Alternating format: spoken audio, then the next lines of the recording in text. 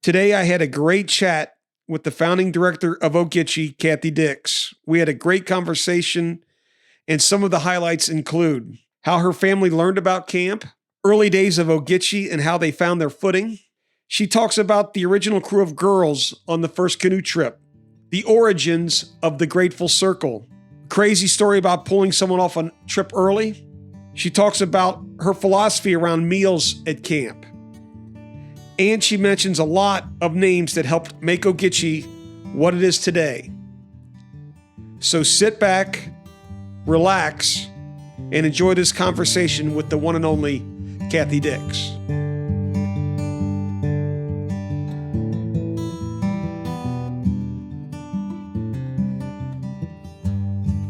Wow, what a great guest we have today. I can't wait to hear so many things about the early beginnings of Ogichi Dockway and how it started, and who better to have on this show right now to tell us the story than Kathy Dix. Kathy, how are you today? Just fine. Doing great. Good. Obviously, I want to start with, how did you even become involved with the Camping and Education Foundation? When did this start? You know, I've talked with George Simmons and a few other people. I know you were on the original team to kind of get this thing going. But I mean, how did you even find out about the Camping and Education Foundation to begin with in the first place? I'd love to hear this.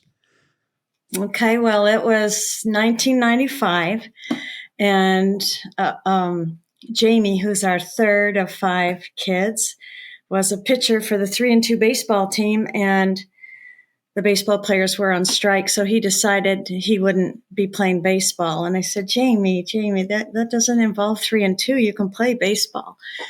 And he said, well, actually, I don't want to play a sport where I don't have any heroes. I think I want to go to camp. So I rounded up all these videos, set them down in front of the VCR player with a bag full of videos. And he would put them in, play them a little bit, click it off. I mean, really not even long enough to hear very much about the camp. And then he came across this one for Kuchiching, and he listened to it. He didn't listen to it all the way through, but he listened to it for a couple minutes, and then he goes, I want to go to this camp.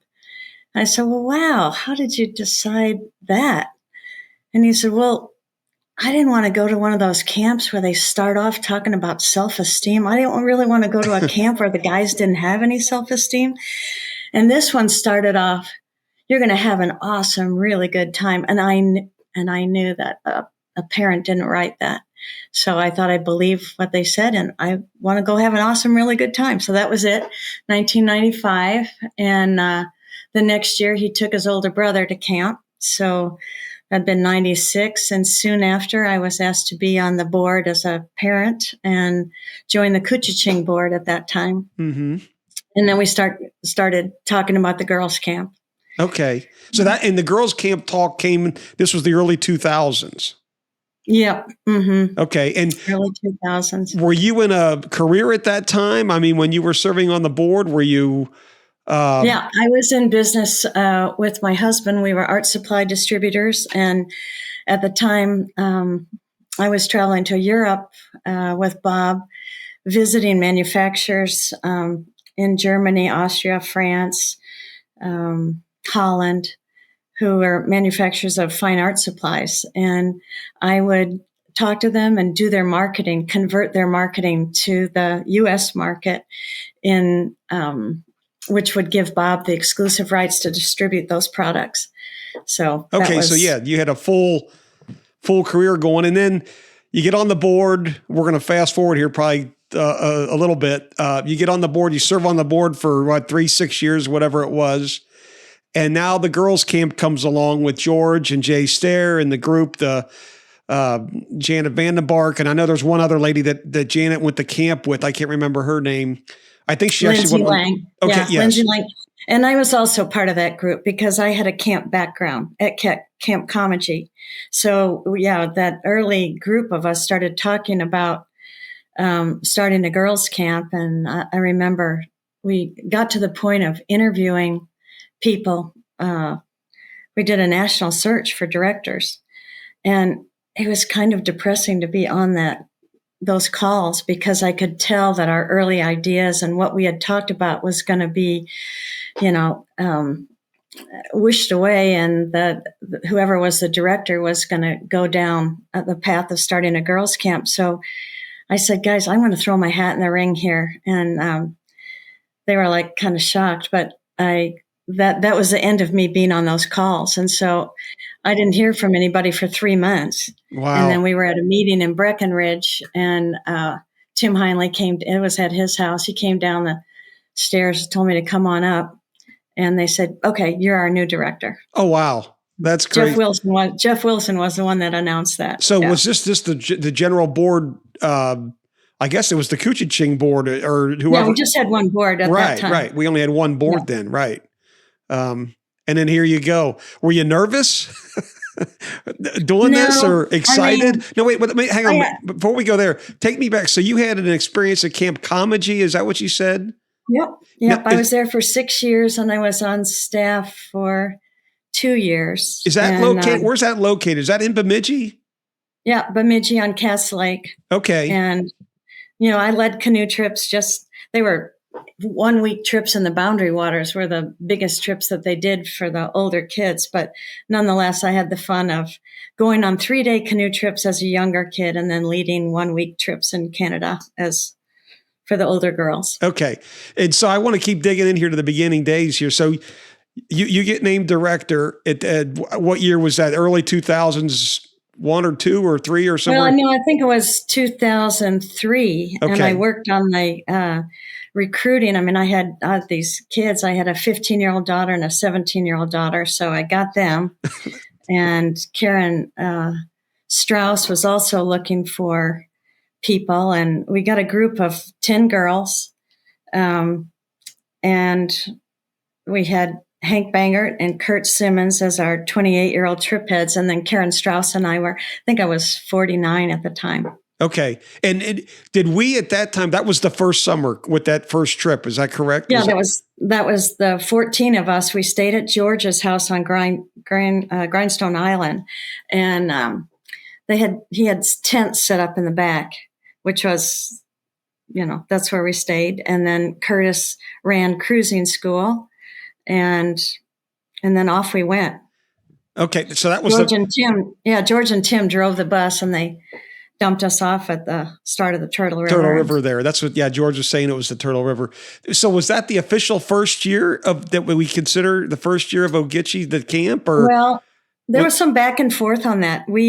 That was the pilot trip, and we didn't vote until after that pilot trip to go ahead and launch the girls' camp.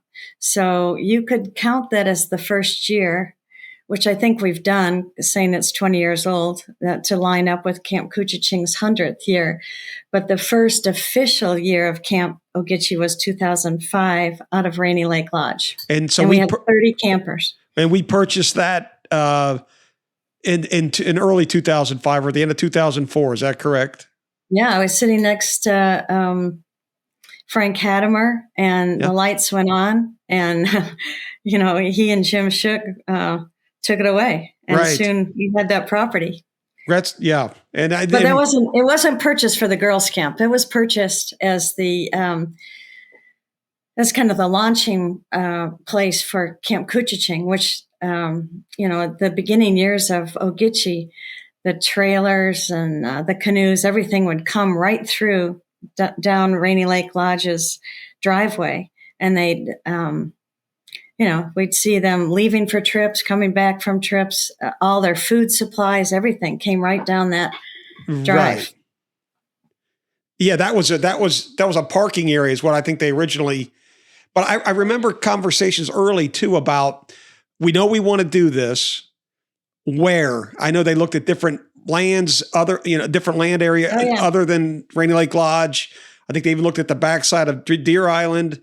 All these places. We met several times and walked quite a few properties, and that was real interesting looking at these different sites, and then coming back around to feeling like the really best site was going to be at Rainy Lake Lodge. At least we could start there. We could borrow that for the first season, and then really, it was the synergies of the two camps with the transportation and the expertise back and forth. We didn't even have any facilities. We started camp, Right. borrowing facilities from Camp Cooch over on Deer Island. Right. I mean, Activity. you had nothing. I mean, I just used that. And this is the great story about this whole place and how we see it now, and all the hurdles you had to deal with, Well, we started with girls 13 to 18, and that was because they could look out for the trucks and the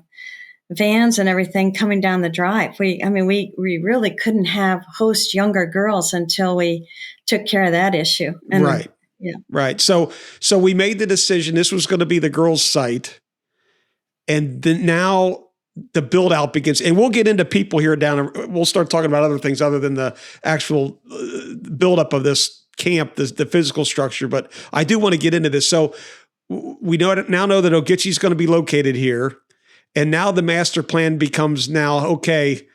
Let's start building out, and where do we go first? So take us from there. Yeah. Well, okay. Initially, when we were borrowing Rainy Lake Lodge, we were only a 3-week camp. And then the boys' camp would use its second session for their staff lodge. And we would have to take every semblance, every little signage, everything, and stash it away in the back closet so that it was, again, the boys' hangout. And the first thing, we had to decide to take down buildings, repurpose buildings. Our first building that we built was Eagle, the cabin way up on the ridge. And then we built the next one, Hawk. Mm-hmm. We started with lodging. And finally in 2014, we built the lodge. Correct. But we had to repurpose all the things that were going on in the lodge before we could take that lodge down. So we had to do all the cabins and we started out with some guys on staff, and they were in cabin 9. And that was also our trip center for all the gear, because it was okay for them to sleep with all the gear, I guess. And all the trip food and everything was there. Right. So for people that were what we're referring to is the old Rainy Lake Lodge, the old cabins that they rented out to people that would stay at the resort. And then the original Rainy Lake Lodge restaurant/bar was used as their main lodge until we built the new Ogichi lodge. That was kind of your centerpiece there, was the old Rainy Lake Lodge. And we finally were able to take that down. And once you had the new place constructed. But in the meantime, we had some people showing up by water, to come find the bar. People would come down and they would actually walk in and they would ask if they could have a dinner reservation. We're like, you see like 60 girls and you think that you're going to get a table. So that was kind of funny to go through that transition. And actually one time we were there, Bob, my husband, Bob, was visiting, and this guy came down and Bob talked to him for, a good hour. And, he said, gosh, one of your board members or somebody came and I was talking for an hour, and I looked out at the guy walking away. I go, I've never seen that guy before. It was just someone who wandered in, and Bob had spent all this time. Oh my gosh. We had a lot of that. And that's I don't know if the scary is the right word, but you have to be alert when you're on the mainland like that, and plus it being an old resort, like you said, people just don't know. Right. And so you mentioned something earlier, your first summer or two, you had 30 girls. And I think we had 10 staff, including the CITs. Mm-hmm. And this exploded quickly. I mean, this caught fire pretty quick, I assume. And now it's full every summer with way more residential cabins now. 114 girls each session. We built up that first session, and then we started lowering the ages as the campus became more safe. And then we started second session, but started that with the Chickadee program, just 10 days of little girls. So the first session we built from the older girls down, and the second session we started that in 2010 and started that with Chickadees, and then built up to adding the older girls. So 2 different models. And first session was always Ogichi's first to sell out, biggest, hit kind of thing. And Camp Cooch always had second session as their big celebration. Right. And the other thing you mentioned, which I think is really special, is the original 10 girls that took the first trip. I mean, you want to talk about a reunion. That would be just an amazing group of people to get together. Do you still talk to most of them, Kathy? Yeah. Quite a few of them I'm in touch with on a regular basis. 2 of them being my daughters. I mean, the funny thing is, Libby, who was 17 that first year, she just couldn't wait to do something like the canoe trips that her older brothers were doing. Emily, on the other hand, at 15, thought that she should stay home with her driver's permit and go to the pool. I mean, she preferred high heels to hiking boots. Right. And I was like, nope, you have to come. And on the way up, I made all the girls write, why they were coming, what they were looking forward to. And she was in the back of the car writing hers. And it was not one that I would have put up for marketing purposes. Right. And, but the first night on the inaugural trip, maybe it was the first night out on trip, we'd been in camp, for a little bit at George's house. But she stood up at our grateful circle, which is something I started right off the bat. And she said she was so grateful to be out there. She really never had so much fun in her whole life. And that squared it up for me that no matter what a girl was like coming to this experience, whether they were high heels and driver's permits, or they were like, couldn't wait to do what their older brothers and fathers had done, that the experience was going to work for all of them. Right. Yeah. The grateful circle that you've mentioned, I want to get into this a little bit too. So you take over it as the director of the girls' camp, Ogichi, first director, starting from scratch. What in the world's going on? What am I doing? I mean, I'm sure there's a couple times that hit you, but was there a set of like, what was your vision, I guess, going into this? Did you have a vision of a certain way you wanted to do this, the culture, the type of culture you wanted to build, the type of kids you wanted to get? I know there's a lot of questions fired at you there, but yeah, I'm sure you just can't jump in and go. I kind of drew from my personal experiences. I had been to Camp Ogichi and loved it. I grew up summers at our family cabin up on Lake Superior, and my dad's best friend that he often had their family come up with us was Charlie Barnes, who had attended Camp Kuchiching for 1 year. And he was the Boy Scout leader in Kenilworth, Illinois. Pop Vance was in Evanston. So we had a contingent on the North Shore of Chicago that went to Cooch. And Uncle Charlie, had done that. He then was the Boy Scout leader in Kenilworth for 50 years. And we had the Wanigans and the Tumplines. And he pulled a lot of the Cooch experience into the Boy Scouts. But we would, do rope swings up on Lake Superior at the cabin. And we all had different KP, kind of tribe duties or pack duties, I think they're called now, to do. And then we'd go off on an adventure. And like he'd have the boys climb up a birch tree sapling, and then he'd have us younger girls hold on to the end of the tree and fling up into the air. None of what we were doing was very safe. And we had all run amok boats, that the kids would pray that they would work the next day for our next adventure. So, a little bit like Cooch there in the early years anyway. Right. Yeah. And also I pulled just things from my family, going back to the grateful circle. That's something we have done as a family. Not my family growing up, but Bob and I and one of my cousins, we had the kids all around the table and we asked them to say something they were grateful for. And it just became a tradition. We pass out 3 little pinto beans or corn, little popcorns, and they go around the table 3 times, and each person puts in their grateful bean and says something they're grateful for. And first time around, it's, superficial, but by time 3, and you couldn't repeat anything that anybody else had said. So like if someone had said they were grateful for Dad and the hard work and the opportunities we get, nobody else could say that. That was in the grateful bowl. So by round 3, it got pretty deep, and it became a family favorite tradition. So I took that to camp thinking, and I think the same thing has become a meaningful part of Camp Ogichi. Yeah. Now, there's obviously, I mean, as you're talking here, people along the way, I mean, that have helped you, that have supported you, that are big players in this place. And I want you to talk about a few people that you've either had on staff or campers, or, the original core group that got the whole thing going.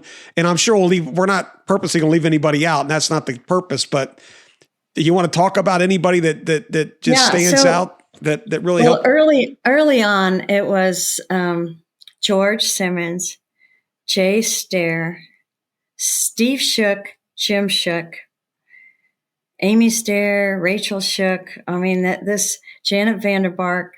But the ones that I worked with daily on this were Jim and Jay and Steve and George. And Tim and George and Steve Shook and I did all the early fundraising. We would go, those were funny times. Those were really funny times. And then Steve and I took that on ourselves, and I just remember neither one of us were really comfortable doing the fundraising, and we would sit down and we'd kind of kick each other under the table whose turn it was to talk and do the ask. And the one with the strongest kick was the one who didn't have to ask. Right. Steve Shook did a lot of asking. He then became a fundraiser. Yeah. And I would say, then Bart and Peggy came over, and they lived in one of the cabins, and Peggy taught jazzercise. And this is when Bart started doing the building. And I mean, two people who were there every minute doing whatever they could. Peg was in the kitchen with her nephew. And this was after Curtis. Curtis was our original cook. Oh, that's right. I remember that now. Yeah, that's right. Yeah, shirtless, cooking hamburgers. I don't think we didn't have any rules back then. We weren't a real camp, It was right. It wasn't until we officially got a certain size that anybody was looking over our shoulder. So, we had things dropping from the ceiling during mealtime. Somebody would go up there, we had water leaking through. It was not one of those facilities that would have been approved, nor was the kitchen. But by the time Peggy we had Kevin Holland from Kansas City, a teacher. He was a son of a friend of mine who owned restaurants. And Kevin and his wife Gina came up and cooked for a couple summers, and they took out trips. And anyway, along the line, Peggy and her nephew, who's a professional chef, took over the cooking. And, Bart and Peg, I can't say enough about how they were boots on the ground every minute. And about 5 years into it is when Hugh was hired. And then we had a little bit more structure, a little bit. I was going to ask you when that came in. So Hugh was hired 5 years after Ogichi had already started up. Yeah, 5 years after. And that's including the inaugural trip, which, that was such an amazing thing. And coming back from that, sitting in front of the Cooch board, and John Barry was heading that board at the time, and they asked if I would give a report. And I said, well, instead of giving a report, how about I get some of the girls to come up? And I think I had 5 of the girls, and they were seated in front of the board. And I said, I'm just going to ask questions. And Sydney Stair was one of the girls, and Jay is, more process and more, wanted it to go well. So he wanted to know the questions ahead of time. I said, no, I'm not going to give them any questions ahead of time. I just want them to speak from their heart, which they did. And you could watch primarily men on that board at the time becoming very kind of choked up, emotional about the answers the girls were giving were ones that they could have given or would have given. And by the end of that meeting, I think John Barry was on board, and he was one of our greatest opponents, and said, let's go with it. So yeah, a lot of early on people. And then Hugh joined, and and he and Alice were, Alice did the songwriting up front, and we did those Friends of Ogichi events. That was really to bring in 3 generations at once. I had a lot of catching up to do with Camp Cooch. So started the women's trip because I would go to recruiting, and that sometimes the girls would sink back in their chair if there were any girls in the room. And the parents were like, I wish I could do that. So I'm like, you can. We have a women's trip, just make it up on the spot. Right. And that's how we got, say, Judy Seaman. Jason was one of our early trip heads, and he got his mom to come on that trip. And then she got her granddaughters involved, and then her daughters involved. It's funny how it wraps around these families in different generations. Yeah. Yeah. And I've seen a lot of people, the kids coming back in now, their kids, I've noticed, not Ogichi and Kuchiching, both places, they've got their daughters at Ogichi, and this is going to start happening with Ogichi now. Their families are going to start coming back, just give it some time. So Hank Bangert and Curtis, our early trip heads. And then the next summer, Hank came up and he took the staff out for a staff training, and now he's got 4 kids at the camp. I think Alex has aged out. She's in college, but 2 girls, 2 boys at the camps. And Hank was a big part of starting that up, as was John Powell, who took out our CIT trip. So we had a lot of crossover of the young guys. I can't say the older men were as big of fans as the younger guys. And then initially I was told, you can't do anything that Cooch does. You have to make up your own program. So, there was differences starting with girls and starting with boys. Yeah, I think it's great that they have that they have their own little, how you've created this and with your classes and the trip. What you guys have is special. It doesn't have to be exactly what's going on the other side of the lake. Yeah, it shouldn't be. And I had 2 boys at camp at Cooch at the time, and I would hear from their friends, we like it that you're doing different things. It keeps Cooching for us, and you have Ogichi. And the younger guys are kind of on board with it. Yeah. I think the only common thing would be the tripping, the things that come out of the trips, the friendships that you build. There's nothing you can do about that, right?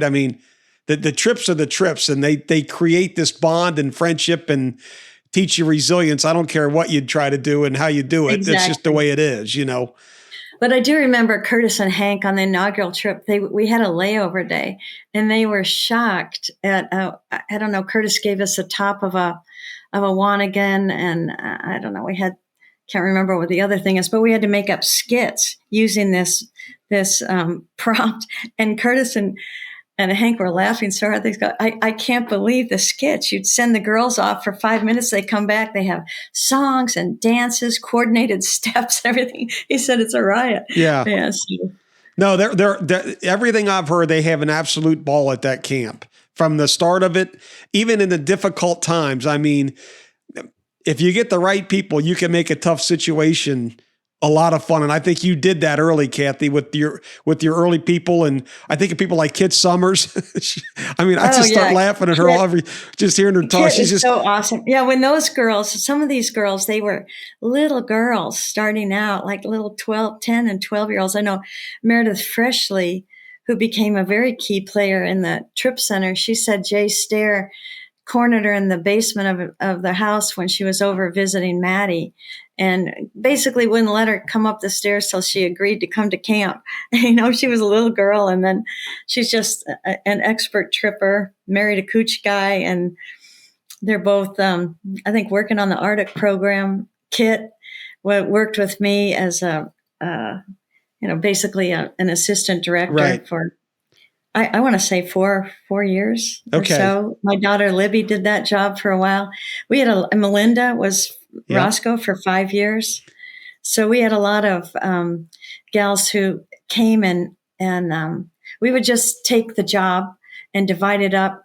Whoever was strongest at doing that task, or if I needed to give them that task to get them to come on board and do the job, I would we've just split it up that way. Yeah, that's perfect. Made it fun. Yeah, and you can make any situation fun. So going back to the beginning, I got to ask you this before we move on here. Here you are. you threw your name in the hat for this director's job. You take it over. You're sleeping in a tent in the backyard for your first trip, inaugural trip. Then you get Rainy Lake Lodge, which has nothing but a bat infested lodge and, all these crazy. I mean, did you ever sit back and go, Bob, I don't know, what in the heck did I just do here? or was it the whole time you were pretty much, we're going to make this go? Yeah, I mean, that's the thing about starting it with a group. Either George or Jay or Jim would call. I pretty much get a call, 3-4 times a week, and checking in. And no, I mean, I'm used to doing entrepreneurial things. That's been kind of Bob's and my mode of operation. And also growing up in the woods, we always were just making do with things. I didn't have to have it perfect by any means. And we would just kind of we had so much laughter about things. The girls, there weren't any drawers or anything. I said, well, guys, use the refrigerator for your clothes. Sydney Stair was laughing so hard getting her tripping boots out of the refrigerator in these little cabins. And we would just repurpose things all the time to make it work. Oh, I just think that's awesome. I mean, I've tripped with people at Ogichi in the past where they were miserable to be with. And then I could trip with someone where it rained every day and we had the best time of our lives. So I think that kind of, hearing you say that, Kathy, and what you went through and how you approach things, that comes off and the kids see that. And I mean, that's exactly the type of leadership that I think that having you there, that's why it was so important having you there to get this thing off the ground. That's probably why it's so strong today because of that.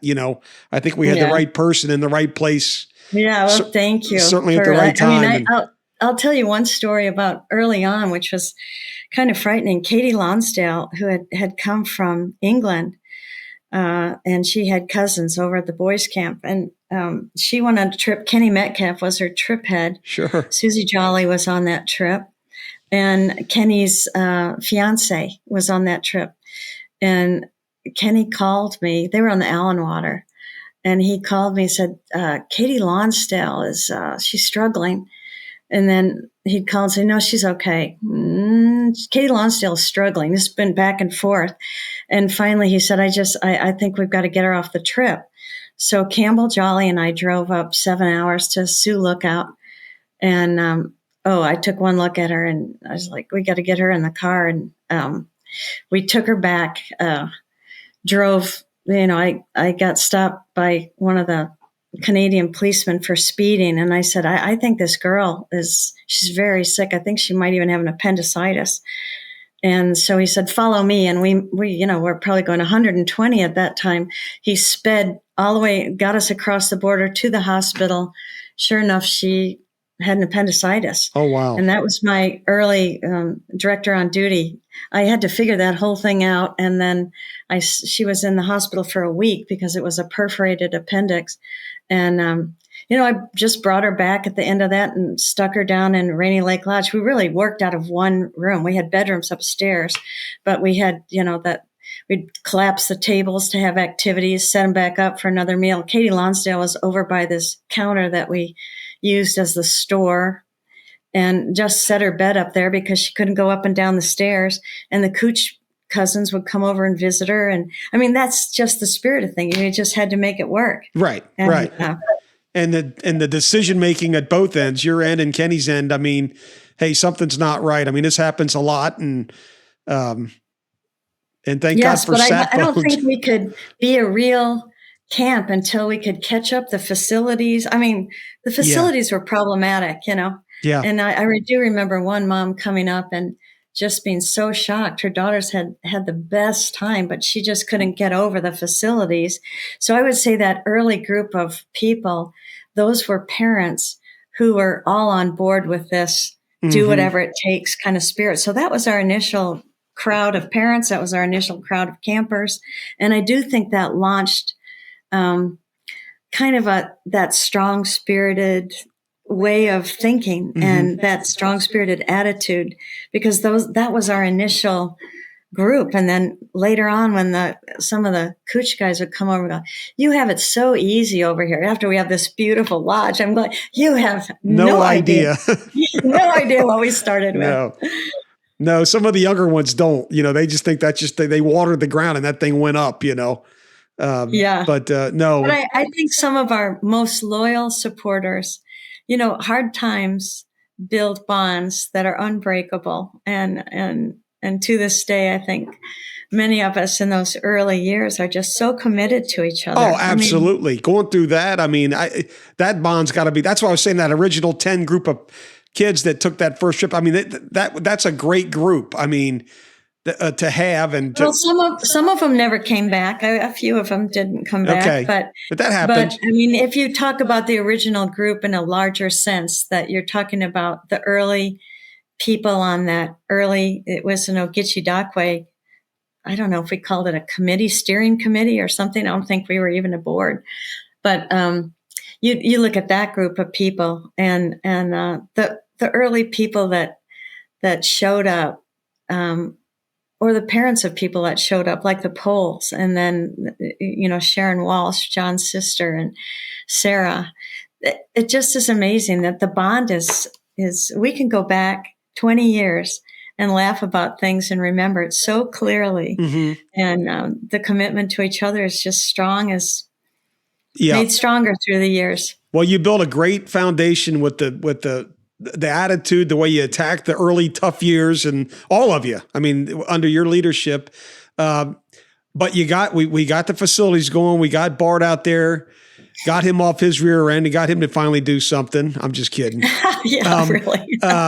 But so you go in and looking at the in camp, Kathy, your programs in camp, the things going on in camp before we get out to the trips.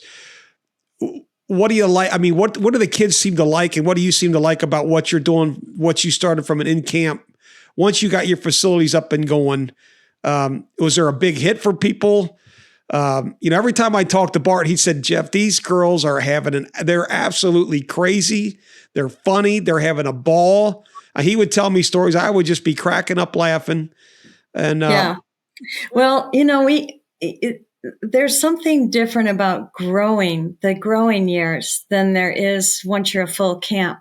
But we didn't have enough of any age group to have anything like units or age. And we just had kind of this, I think Charlotte Verkamp called it festival seating. It was just like sit wherever you want for any meal. We had round tables so that nobody was hidden, and we had conversations. But there would be like 10-year-olds with 60-year-olds. We didn't have like the staff tables. And that was, I wanted we had tablecloths, and I wanted the meal time to be the extension of family meals where I said, guys, you can't possibly experience everything in a day that there is to experience. So our meal times are times to talk about what other people have done during the day and learn from them. And maybe it's something you want to try. And then the different ages would, foster conversations. And we would always have a program at the end of every meal. Even if it was silly as if you think your legs are worse, have more mosquito bites than anybody else, come on up here. And they'd stand on a bench and we'd have a contest about the mosquito bites. Or we'd have girls stand up and tell like a story of the day. It had some humor or some kind of lesson in it. And they would stand up, and I swear those girls became public speakers. They were so good at getting up in front of a crowd of all different ages, not intimidated. We had stories that we would tell. One of them was Seat 29E, and Seat 29E is the place on the airplane that is right by the restrooms in the back. It's just the chair doesn't go back. It's ripe with smells, and just nothing about it is good. And we would say, okay, sometimes you're going to get seat 29E, but we still expect the same kind of good attitude, expedition behavior. We had skits, to get them ready for their trips. And I just think there was so much laughter going on all the time, but you could do that with a wide age range of kids. The older kids, entertaining the younger ones and vice versa. So and you same could, with all you could go and eat, and each meal you'll sit with a different group of people, possibly each meal. Probably is that the way I'm yeah. seeing? That's awesome. Yes. I think that's Yeah, great. and they get that built a community spirit. So Absolutely. every girl at camp knew everybody's name. There was not, oh yeah, I guess she was there at the same time, but I never saw her. I didn't know her. No, they were in activities together. The only thing we did by age was the cabins. Gotcha. Yeah. Well, you gotta be careful. Yeah. I just literally took their birthdays, 1, 2, 3, 4, 5, 6, 7, 8, boom, down the list. So everybody was, and they wouldn't get the same cabins every year because people would drop out and people would come in. But basically that was all by age. Everything else was, and I did love the fact that Sid Stair told me I've spent all my years in sports. I've never done art, but you know what? I go over and do the art classes and I'm there with 10-year-olds and 12-year-olds. And, I'm older, but my artwork turns out just like theirs and it doesn't matter, Right. And vice versa. You'd have someone who was spent all their time in art and they'd go over and play sports with the girl, the younger girls. And they would like, hey, this is fine. I'm pretty good at kickball with the 10-year-olds and they just had fun. So I think there was a lot of teaching. Like, so at riflery, for instance, we had riflery and archery and we had climbing on that actual rock wall. But it was nice that we had multiple ages because you would beef up the staff ratio basically when you had the older girls in there with the younger girls. Right. And those activity facilities I've seen built out, I'd go up early a lot in April to help Bart out from year to year when I could. And, watching that whole place grow out. I mean, you've got the ball field, you've got the pickleball courts, you've got the rifle range. There's a new climbing tower now out there on the ball field. So, I mean, there's a lot of things that have grown up over the years. Yeah. To give you a better in-camp activity standpoint. And you got the basket weaving and then the songwriting and the arts. There's a boat building. Is that up by the shop? Is that correct? Yes. Yeah. Yes. Well, it was fun. Bart and I would have coffee, 5:30 in the morning, and we would talk about, projects and what we're going to do next. And I can remember early on, I was like, Bart, I think we need some kind of bookshelf to separate the living area of the lodge with the dining area. And by noon, there it was, all built. He doesn't let any moss grow for sure. And then it was like, what color do you want it? I was like, oh, kind of like like a green. By dinner, it was painted. Oh, yeah. And we would talk about, oh, yeah, I remember the problem for me was that the reason we built that building that's like the Welcome Center boat building is that on the arrival days or the departure days, we would have parents just wandering in and we wouldn't even know they were there. They would have maybe gone up to the cabins because the lodge was one of the last things you came across. And so we talked about building a welcome center, multi-purpose. And that's why that came about. I think it was approved after it was semi-built. Okay. But that was one of those ideas that Bart and I had. Yeah. Seemed like so good, Surely we had talked about building another building, but we thought that was an excellent idea, and it's turned out to be a good idea. Yeah. And now we have the alumni house going in. Yes. For the alumni. Jay would love that so much. Jay's name. Yeah. Yeah. Bart picked the most difficult location of all, perhaps, for the alumni house. I mean, he's crazy I saw him this summer going up and down. I'm sick of going up and down this cliff. Yeah. I'm like, hey. He said, but it's going to be sturdy. I can tell you that. Yeah. So. I mean, it's pretty impressive. Early on, we had this place that we call, Dan Schned named it. It was called Sacred Heights. And you could go, it's one level above the alumni house. And you'd climb up there. I remember pulling and pushing and helping Ed Betts get up there. And he stood up there and just, eyes watered, this most beautiful place on the whole site. And Bart, I know, wanted to build something up there, but I'm glad he stopped at that lower level. That it's pretty high up there. Yeah. And, an alumni, you just hate to see him take a few steps right off down to the ball field. Right. So let's go real quick. Let's get out of the in camp, going on to the trips. Is there a certain trip that the kids just love, or that you can think of? Or, I mean, I know now you have groups going up to the Bay now. I mean, this thing has gone just absolutely such big time tripping.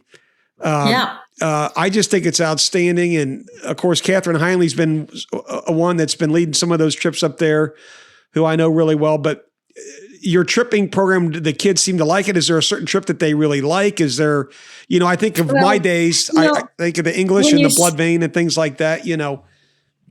I don't know if there's anything special that they like. The ones that they all go on, were the Turtle and the English and the Allen Water. So when you say, are there trips the girls like, they like the ones that they've gone on, and that they can talk to other people and they can, hit the highlights. But in the tripping center, we started writing the names of the rivers on the boards on the perimeter. So you could go in there and they would cite all the, and then we had the Kopka, Allen Water Kopka. Then Lindsay took a group on the Mountain River. We didn't go to the Bay initially because of the polar bear sightings, and that was kind of Cooch's big trip. So we went the other direction and we did some other big trips, and they were not ones that they could talk to their fathers about having gone on, but they were equally tough and equally long. And then I was probably the barrier to the Bay trips, just because of the early beginnings and needing to do things differently than Cooch did. But yeah, Kathleen Heinley's led those trips and very successfully, and the girls love them. But I think the big night at 2017, when 6 North of 60, when those girls took that 72-day trip, I think it was 2,600 miles. And they did all the planning themselves. Those were our key, trip planners, trip people: Meredith Freshley, Lindsay, Spangler, Maddie Stair, Sammy Armacost. Was there a Seek girl on that trip? Marissa Seek. Yeah, her dad was in camp with me at Cooch. He's my counselor one year. Yeah. David. Just awesome trippers. And when they came back, I think people were pretty much in awe of their presentation, how intentional they were about taking care of each other, and how, they set the canoe table, and they came back looking like they were, they didn't have that skinny, I need to send you to the ER look that some of the boys' trips would come back. These girls would come back and they look beautiful, healthy, vibrant. Yeah. It's like a different form of care during the trip, and for their food and planning all that ahead of time. So, I mean, we've seen it talking about the I don't know if rough's the right word, but humble beginnings, I guess maybe is a good way to put it, of the whole start of this thing. To see it now, Kathy, is amazing where it is, not only from a physical standpoint of the physical facility, but from what I see on the outside looking in is some great bonds, some great friendships, and just a great, great, great foundation for the future of this place, and a fun place for girls to be. Are there any stories, Kathy, before we get off this thing? I'll open the mic up to you to share any goofy or funny or fun or not so fun stories that you have. I'm sure there's more, you've forgotten more than you can remember, I'm sure, but. Oh, I remember, but when the stories come up is when you're sitting with other people and they start, there was, I think some of the preseason stories are the funniest of all. Like Bart and I were just talking about this one when he built Snowshoe Hare and Crow on the same ridge as the Great Lodge. He had set a toilet out there, and it wasn't set yet, but it was just out in the room. Haley Simmons went up to paint, and she painted right around edge of the toilet sitting in the room, so that when you lifted it up, that floor wasn't. Bart would get the biggest kick out of these things working with the girls, and we developed this brand called Ogichi Perfect. It was so not perfect, but I remember the stair girls helping me stain the big Great Lodge window facing out to the lake. And Jim Hansen had come over and selected a stain color, and off we went. We had specific instructions about staining it and then wiping it off quickly. And then we had a final coat to put on. And Gretchen and Maddie got a little confused, and they put another big layer of the dark stain. And I mean, it went from the desired color to like way too dark. And we just, what could you do but laugh? It was already done. Right. And I turned out better than it initially would have.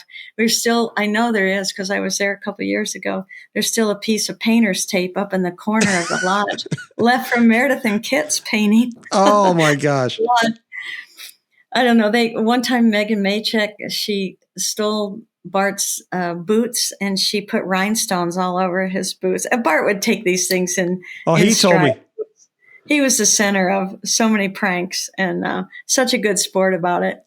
Yeah. He loves it. And they put those rhinestone pieces all over his gator too, or his rhino, or whatever it was. Yeah. No, I mean, this is a fun thing about getting together for that 120-year gatherings. We got together at in Evergreen, Colorado, and we get together again in Cincinnati. You get a group of, two is fine, but 3 or more, you can't believe. Well, you've experienced the same thing. The stories, and then people supply details that you've kind of forgotten about.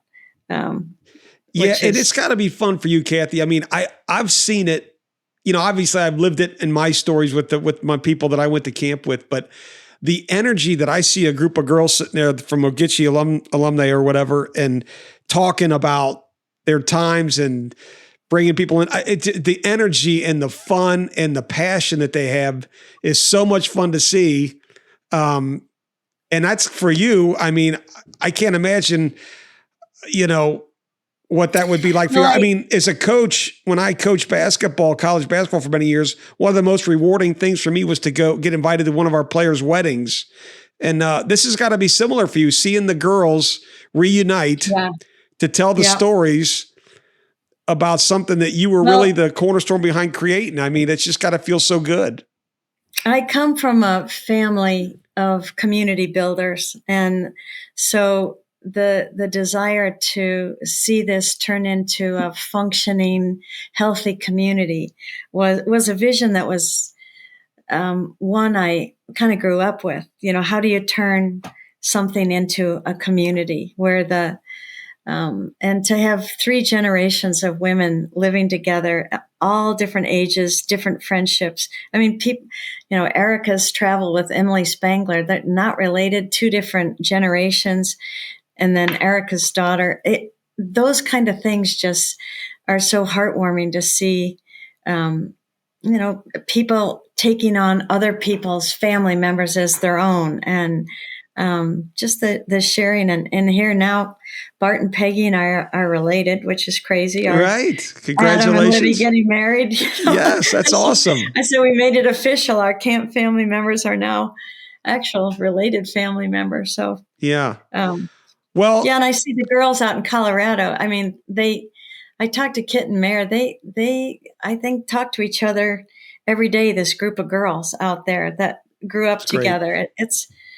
It's fiercely loyal group. It's awesome. I mean, I've seen them, and it's just fun to watch. And it just, like I said, it reassures that what's going on up there is being done right, and it's having a great impact. And you accomplished what you set out to do, right? I mean, you wanted to start a girls' camp. You wanted them to have fun. You wanted to build leadership qualities in women, which you've done. I mean, we could go on and go over example after example after example of different people, I'm sure, and be here all day. But you did a great thing, Kathy, getting this thing up and running. Yeah. And I think there's so many young people today that are very thankful for what you've done and the time and effort you spent to get that thing moving. But more importantly, too, there's going to be many, many, many, many women in the future that are going to be able to experience this because of the wonderful foundation that you built there, with how that thing's running. So, I'm sure I speak for a lot of people to say thank you, and we certainly want to. I appreciate that very much. And one of the final things I'll say is, as the years went on, you could see the community extending to the Cooch community, and the two groups, two camps, overlapping and blending and becoming one Camping Education Foundation. And thanks to Hugh for a lot of that. And I think JR and I recruiting together, and then we changed Friends of Ogichi to Friends of Cooch and Ogichi. And I think now you have a much more interrelated foundation. So yep. And that's a beautiful thing. I think what you've got now too, Kathy, which is really big, is a ton of mutual respect between both places now, which is great. Yeah. That's what's really important. And I see it and I hear it, and it's great to see. And like I said, it's in a great spot from a physical plant standpoint, and certainly, with the people and the direction that it's going, with what you built. So, anyway, listen, we appreciate you coming on today, and hopefully we could still stay in touch. Hopefully you'll still stay around and be a part of different events, and we'll see you at a Christmas event here and there. Absolutely. Kathy, thanks a bunch. So much, thank you very much for joining us.